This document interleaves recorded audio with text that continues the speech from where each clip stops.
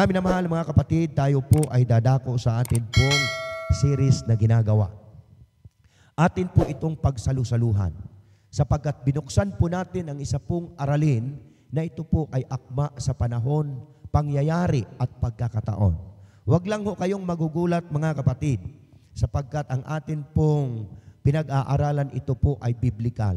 Kailanman, hindi pwedeng magkamali ang Diyos, sapagkat ang Diyos ang nagbukas mismo sa mga propesiyang ito upang Kanya pong ilahad sa Kanya pong mga anak, lalo tigit sa Kanya pong tunay na iglesia na Kanya pong pinagkatiwalaan ng Kanya pong mensahe at propesiya.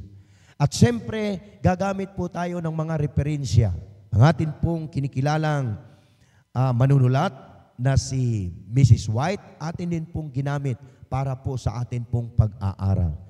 At tandaan po natin, mga minamahal, dito po sa Israel Invasion, nasa series number 11 po tayo, ito po ay isang napakagandang simulain para buksan po natin ang daanan ng atin pong mga kapatid sa iba't ibang dako ng mundo na tayo ay naging kabahagi sa gawain na ito.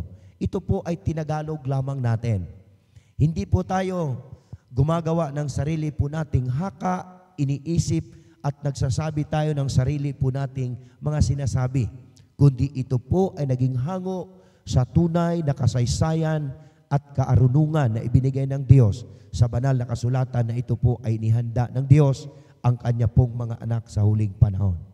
Atin pong pakatandaan, konting review lamang. The most powerful nation na atin pong pinag-aralan ang United States of America. Wala ko tayong pagtatalo riyan. Kung atin pong masumpungan, kung atin pong makikita ang karakter na Kanya pong ipinakita nung siya ay umusbong at kasalukuyan pa lamang lumalago, siya po ay Christian country. Kaya po tinawag siyang Protestant country, ang United States of America. Yan po ay akmang-akma sa kasaysayan na kung saan ay ang tupa na umahon mula sa lupa. At ito po ay pumunta sa isang lugar, kaya lumawak ang kanila pong nasasakupan sapagkat ang kanila pong ginawa nung sila po ay nag-migrate. Galing po yan, mga kapatid, ayon po sa kasaysayan, sa persecution ng Western Europe. Kaya sila ay napunta doon at sila po ay bumili ng maraming lupain. Kaya sila ay lumawak hanggang naging United States of America. At sila po ay naging kilala sa buong mundo sa atin pong pag-uusapan kung tungkol sa pangpolitika at influensya. Sila po ay naghahari yan. Pambuong sanglibutan po yan. Now, sa kanila pong simulain, konting review lang po, mga kapatid. Sila po ay kumikilala sa Diyos at mayroon silang kalayaan sa pagpili, maging ang kanilang panggoberno, maging ang kanilang konstitusyon. Pinagtitibay na mayroong kalayaan ang mga mamamayan na pumili ng kanya-kanyang pwedeng sambahin. Pero tandaan po natin, sa pagbabagong ito ay mayroong nasa likod. At ang nasa likod nito, mga kapatid, yan po yung sinabi ng banal na kasulatan sa aklat ng Apokalipsis na siya po ay isang tupa, ngunit ang kanyang pananalita ay katulad ng isang dragon. Tandaan po natin, mga minamahal, na ang United States of America doon sa simula ng kanilang pag-usbong, wala po silang ambasador sa Vatican City. Tandaan po natin yan. Kaya naman ngayon, na bago ang ikot ng panahon. Kasi alam ng mga senador noon, ng mga gumagawa ng batas, na hindi sila pwedeng magkaroon ng ambasador sa Vatican City sapagkat ayaw nilang magkaroon muli sana ng unity, yung pong church at saka yung state. Ayaw na nilang ganon dahil nakita na nila sa kasaysayan pa ng kanila pong pinanggalingan na ang church at saka yung iglesia at saka yung gobyerno ay nagkaisa, nagkaroon po ng malaking persecution. Ayaw na ng Amerika dapat ganon. Kaso lang sa panahon po ni Ronald Reagan, nagkaroon po sila ng alin? Ng ambasador sa Vatican City. Ito po yan. The United States was slow to establish full diplomatic relations with re-established Holy City. Niluluto po nila yan, niluluto. Kasi ayaw ng United States na magkaroon ng ambassador, niluluto yan, kapatid, ng mga papa sa Roma para magkaroon ng ambassador ang United States of America sa Vatican City. Tandaan po natin, partly due to the prevalence of anti-Catholicism in the United States of America. Dapat yan, ayaw nila. Pero unting niluluto yan hanggang sa panahon ni Ronald Reagan, sa presidente ng Amerika. Siya po ay isang kilala ng buong sanglibutan sapagkat siya po ay isang aktor, ay nagkaroon muli ng ugnayan ang dalawa. Kaya ang unity ng church at saka yung state ay nagkaroon muli ng ugnayan. Kaya sila ngayon, kapatid, ay namamayagpag at mayroon silang ambassador sa Vatican City. Napakabuti ng kasaysayan. Napakabuti ng Panginoon. Bakit? Kung ano ang kanilang kinagisnan noon, na sila ay Protestant country. Tandaan natin, relihiyon ang pinag-uusapan dito. Pananampalataya na ang pinag-uusapan dito. Dito po sa Israel Invasion, sa espiritual na labanan at kalagayan ng mga anak ng Diyos. Napakaganda ng atin pong pinag-aaralan. Bakit po, mga kapatid? Kasi hinahanda natin ang atin pong mga sarili. Ito tayo. The Ambassador of United States to the Holy See is the official representative of United States of America. To the Holy See, the leadership of Roman Catholic Church, the official representation began with the formal opening diplomatic relation with the Holy See by President Ronald Reagan. Tunay po yan, kasaysayan po yan, noong 1984.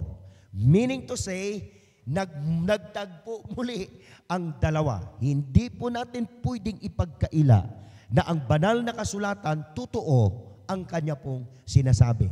Nasa tamang panahon, akma na pangyayari. Kaya ang propesya ng Panginoon, hindi ho pwedeng magkamali yan, lalo tigit sa huling yugto ng atin pong paglilingkod. Bakit ganon ang nangyari? Kasi niluluto na po yan ng mga leader sa buong sanlibutan. Kaya naman sa panahon po ni Ronald Reagan, tandaan po natin, ang presidente ng Amerika na pumanaw na noon sa mga nakaraan, si John Paul II, siya po ay tinawag, siya po ay pinarangalan. Bakit, kapatid? Sapagkat muli nang nagtagpo ang dalawa. Tandaan po natin, ang pangalawang hayop na bumangon mula sa lupa ay pinapasamba niya ang buong sanglibutan sa unang hayop. At ang unang hayop, kapatid, na atin pong tinatalakay, no other than, wala na pong iba tayong binabanggit. Kaya naman, itong bansang ito ay mayroon ng tunay na relasyon. Kaya dito sa atin pong kasaysayan na binabanggit, kailangan masundan po natin ang atin pong mga series. Kaya muli ko po kayong inanyayahan, mga kapatid, sama-sama po natin itong pagsalusaluhan po natin itong gawain na ito. Sapagkat atin pong natuklasan na ang mga bagay na nakatago na para sa Diyos, ilalahad po niya yan sa huling panahon. At ang paglantad, kapatid, ng United States of America at ang Vatican City, sila po ay muling nagkaisa. Tandaan natin, kapag nagkaisa ang iglesia at ang gobyerno, persecution ang susunod na pangyayari. Clear po yan. Wala pong daya ho yan. Kaya mula sa Islamic, mula doon sa mga Middle East na yan, na lugar na yan, hanggang pambuong sanglibutan, nagkaroon sila ng isang napakalaking pag-meeting para lang pagkaisahin ang buong sanglibutan. Kumo na po yan, kapatid. Hindi na po kaila sa atin yan. Dahil hindi pwedeng magsinungaling ang banal na kasulatan.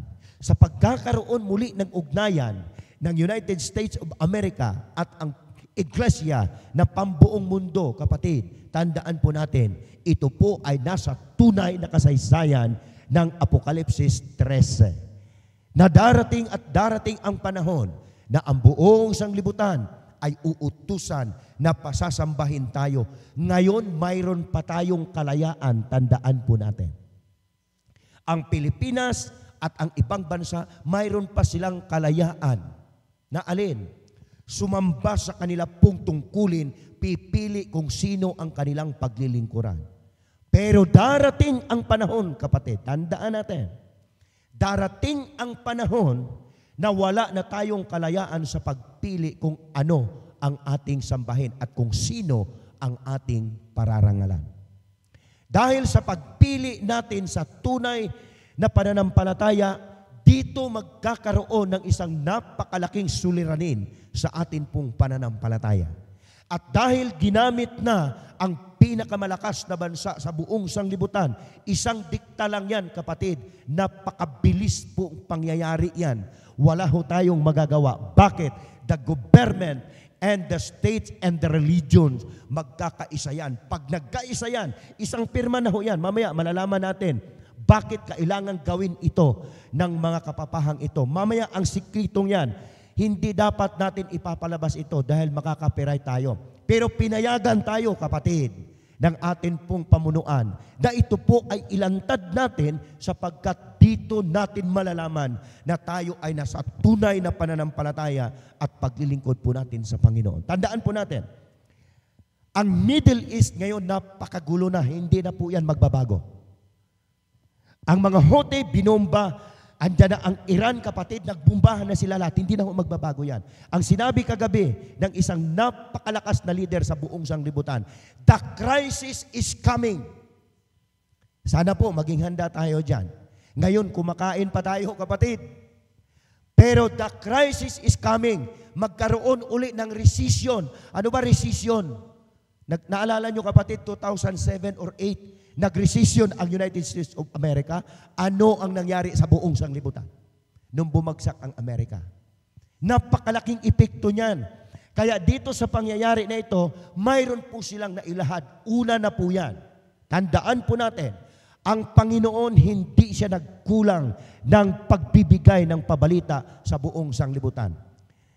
Dito po sa sulat ni Mrs. White, mayroon po siyang inihayag. Una, para po sa kanyang mga piniling mga anak na ito ay mga lingkod ng Diyos. Sa GC po natin, 588. The Protestants of United States will be foremost in stretching their hands across the gulf to grasp the hand of spiritualism. Involved ang reliyon dyan. They will reach over the abyss to clasp hands with the Roman power.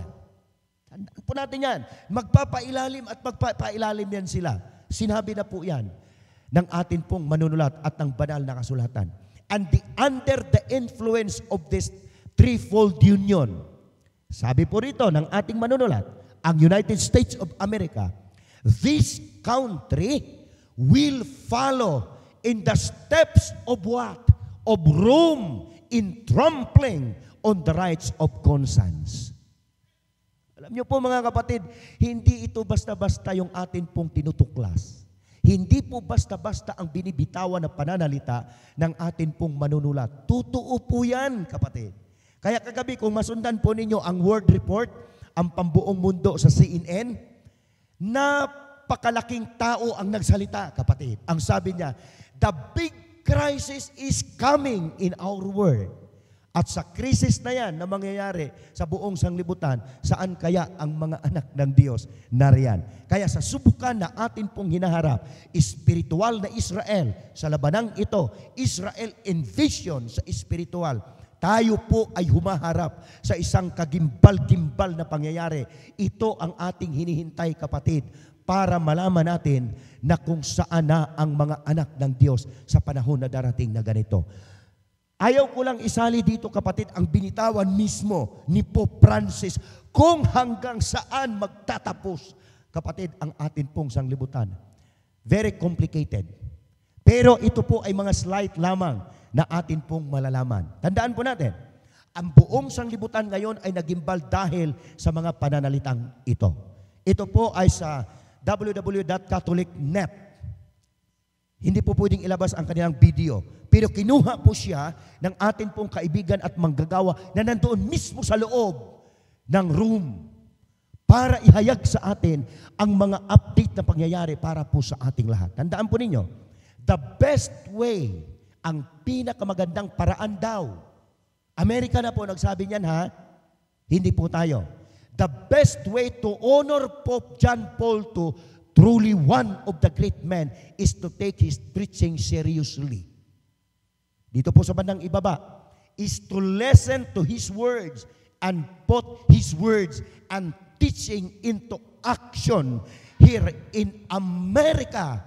This is a challenge we must accept. Tandaan niyo po, dating magkahiwalayan, pero ngayon muling pinagtagpo. At sa pagtagpo ng dalawang bansa na ito, sila ay gumagala ngayon na wala na ang pagiging kalayaan sa kanila sa pagpili kung sino ang kanilang sambahin. Amerika po yan, kapatid, hindi po basta-basta yan. United States of America yan, the most powerful nation, pero sila ngayon ay umuyuko na sa kapangyarihan ng Roma. Tama ho ba ang sinabi ni Mrs. White? Yes, hindi ho pwedeng magkamali. At sa pagyuko nila na ganyan, ginawa po nilang santo yan. At sa paggawa nila ng santo, mga kapatid, ang buong sanglibutan ay nagimbal sapagkat lahat ng leader na malalakas ng bansa lumuhod na, kapatid, dyan sa harapan mismo ng Vatican City at ng St. Peter Church. Tanong, mali po ba ang sinabi ng banal na kasulatan? Hindi po pwedeng magkamali, kapatid. Ang banal na kasulatan lamang ang ating binabasihan. The unity of the church and state. Kapatid, nariyan yan laging nakaakma. Isang pirma na lang ang hinihintay dyan at ito ngayon ang kanilang niluluto sa pangalawang pagkakataon na ginagawa ni Pope Francis ngayon doon sa Vatican City. Abay, wag ho tayong basta-basta. Sa Bisaya pa, ayaw mo kumpiyansa mga igsoon. Yung panahon po natin, hindi po normal yan. Oo, dito sa compound natin, nakakakilos tayo ng malaya. Napakasarap mamuhay. Pero tandaan po natin, sa espiritual na kalagayan, dapat tayong humigpit sa pananampalataya. Bakit? Darating at darating yan. Tapos sabihin natin, walang darating na persecution. Mayroon. Niluluto yan, kapatid. Once na unity of the church and state, nandyan ang persecution, lagi hong kaakibat yan. The patterns of democracy, tandaan natin. Kaya sinabi po ng buong sanglibutan, sinabi po ng leader, kagabi lang, sinundan ko po lahat yan. Sinabi niya, ang demokrasya ng buong sanglibutan, nakapattern tayo sa Amerika, even the Philippines. Kaya nga napakabilis niyan. Once na diniklara yan, napakabilis niyan darating sa atin. Bakit? Demokrasya tayo. Pero ang demokrasya natin, kapatid, tinapakan yan. Yung wall, yung pong padir na yan, na nagbigay sa atin ng daan, mababasag po yan. Ang demokrasya ng Pilipinas, mababasag yan. Bakit? Hindi tayo pwedeng maghari. Ang United States of America ang hari ngayon sa buong sanglibutan. Isang dikta lang ho yan, tuloy-tuloy yan hanggang dito sa ating kapanahunan. Tandaan po natin mabuti. In 1851, matagal na ho itong sinulat. Referring to the year Anno Domini 538, Gunner in 1851 writes, in the year of Ostrogoths were overthrown by Belisarius and the Greek general sa mga Justinian. Yan po yung batas na yan. Kung nangyari noon yan, sa pangalawang pagkakataon, mangyayari yan sa bayan ng Diyos. Alam nyo pa ba, kapag ang Santo Papa at ang Vatican City gumawa ng dalawang hakbang, alam nyo po ba kung anong mangyayari? Sa unang hakbang, yan po yung pinagtitibay. Sa pangalawang hakbang, kapatid, dyan po yung action. Kapag ang Diyos, mayroon ding ganyan. Kapag pinakita ng Diyos kay Juan Revelador, ipinakita din ng Diyos yan sa kanyang mga anak sa huling pangyayari. Tandaan natin, ang pangalawang beses na gagawin ng kaaway, pangalawang beses din yan gagawin ng Diyos. Kapag nangyari na ang dalawang beses na yan, yan na ang hudyat, kapatid, na makikita ng buong sanglibutan. Mamaya-maya, makikita po natin yan. Si John Paul II, siya na po yung nagdeklara noon. Si Pope Francis, kapatid, mayroon siyang ginawang first letter. Ito yung Laudato Si. First, noong August 23 lamang, August 21, 2023, gumawa siya ng pangalawang letter. Ano ibig sabihin, kapatid? Noong 2015, mayroon siyang first letter. Ngayong August 21, 2023, last year lang, 2024, January pa ngayon, kapatid, mayroon siyang ginawang pangalawang letter. Kaya Pope Francis writing a second environmental document after Laudato Si. Ang laman po niyan, kapatid, ay ang National Sunday Law. Yan po ang kanyang ini-inject sa tao. Wala ho siyang gagamiting bansa dyan, kundi ang United States of America. Now, itong second writing of Laudato Si, angkop na angkop yan, kapatid, sa atin pong pinag-aaralan. Wala ng iba at wala na tayong susunod. Kung mayroon pa sanang number 3, okay pa. Pero hanggang number 2 lang po yan, mga kapatid, ang gagawin ni Pope Francis at hudyat na sa buong sanglibutan. Bakit? Narito ang sinabi ng Panginoon sa aklat ng Heneses. Sana po ito ay ma-inject sa ating mga isipan. Mangyayari ito dahil sa katakot-takot na hirap na daranasin sa panahon ng tagutom. Ano ang sabi ng World Health Organization sa buong sanglibutan? Kagabi lang kung nanood kayo. Mayroong darating na pinakamabigat na krisis na haharapin ang buong sanglibutan, hindi Pilipinas. Buong sanglibutan. Ang sabi po rito ng Panginoon, mangyayari ito dahil sa katakot-takot na hirap na daranasin sa panahon ng tagutom. And the plenty shall not be known in the land of... Sa ano po yan? Yun po yung sa Egypt, sa panahon po nila ni Pero yan. Pero ang sinabi ng Panginoon dito sa pangalawang beses, basahin po natin isa-isa. 2 ulit po ang inyong panaginip. Tandaan po natin ang ginawa ni Pope Francis. Second time to write the Laudato Si. Ito ang pagproklama ng kanya pong tinatawag na alagaan ang ating planeta. Ito po, 2 ulit po ang inyong panaginip, mahal na paraon, upang ipaalam sa inyo na itinakda ng Diyos ang mga bagay na ito at malapit na niya itong isagawa. 2 beses lang po ang Panginoon magbigay. Ibinigay na kay Juan Revelador ang mangyayari sa sanglibutan. Ilang beses isinulat ni Pope Francis? 2 beses na siyang nagsulat. Ang sabi po rito sa Ingles, and for that dream was doubled unto pero twice, it is because the thing is established by God. Hindi ba ho tayo magigising yan, mga kapatid? Dito po sa aming mga taga-subaybay, wala po tayong ibang dapat gawin sa atin pong buhay. Ayaw ko lang bigyan ng panahon ang sinabi po niya rito, mga kapatid. Sapagkat ang sabi po ni San Pablo dito sa aklat ng mga Santiago, mga taksil, hindi pa ninyo alam na kapag nakipagkaibigan kayo sa sanglibutan, ay kinakaaway naman ninyo ang Diyos. At sino mang nagnanais na maging kaibigan ng sanglibutan, ay kaaway ng Diyos. Kapatid, ang sanglibutan natin ngayon, kinukuha ang ating atensyon para tayo'y maging kaibigan nila. At sa pamamaraan, para tayo ay maging malapit sa kanila, kapatid. Ito ang ginawa ngayon ni Pope Francis na magkaroon ng unity ang bawat relihiyon para lang magkaisa tayo sa iisang layunin na ito po ay nasa kapangyarihan ng Vatican City. Mga kaibigan, mga minamahal po naming mga kapatid, huwag po nating basta baliwalain ang mga mensahe na ito ng atin pong Panginoon. In these last days, ang binabanggit po rito, ito ang dapat po nating pakatandaan. Mayroon pa po ba tayong slide dyan yung tungkol doon sa Unity and Church? Sapagkat ito ang gigising sa atin. Wala na hong panahon, kapatid. Yung ating mga ginagawa sa labas, hindi na po yan ang tamang panahon para dyan.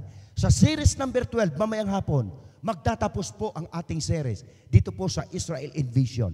Mayroon tayong ibubunyag, napakasikritong bagay na binitawang pananalita niya. Hindi lang siya pwede, sinabi ng Mita, kapatid, hindi siya pwedeng ipalabas, makaka-copyright tayo. Pero ang Diyos napakabuti sa atin. Bakit? Nung tinanong ko, mga kapatid, kung pwede ba siyang kunin kahit screenshot lang, pumayag ito, kapatid. Ang sabi ng ating ministry na pambuong sanglibutan, pwede mo siyang kunin sa screenshot, kahit kunti lang, advance lang ang pagkasabi. Mayroon siyang binitawang pananalita.